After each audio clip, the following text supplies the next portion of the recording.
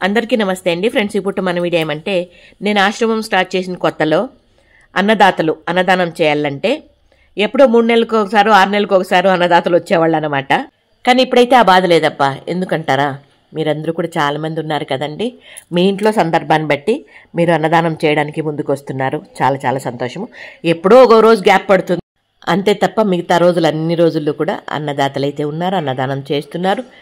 మేమందరూ కూడా పొట్ట నిండా భోంచేస్తున్నాం. మేమందరూ అని ఎందుకు అంటున్నామంటే, మన ఆశ్రమవాసులకు చేసే భోజనమే మేము కూడా తింటాం కాబట్టి మా అందరికీ కలిపి మీరు అన్నదానం చేస్తున్నారండి. ఎంత గొప్పోళ్ళో కదా మీరు. చాలా చాలా సంతోషం. మీ అందరికీ కూడా జన్మ జన్మలకు కూడా రుణపడి ఉంటానబ్బా. ఇది మాత్రం వాస్తవము. ఓకేనా? ఇవన్నీ కూడా మీకు ఎందుకు చెప్తున్నానంటే, ప్రతి మనిషికి పాత రోజులు కూడా గుర్తుండాలా అన్నట్లుగా మీ అందరికీ తెలియజేస్తున్నానబ్బా. ఇది ఇప్పుడు మన చిన్ని వీడియో మీద మీ అభిప్రాయం తెలియజేస్తూ వీడియో నచ్చితే లైక్ చేయండి.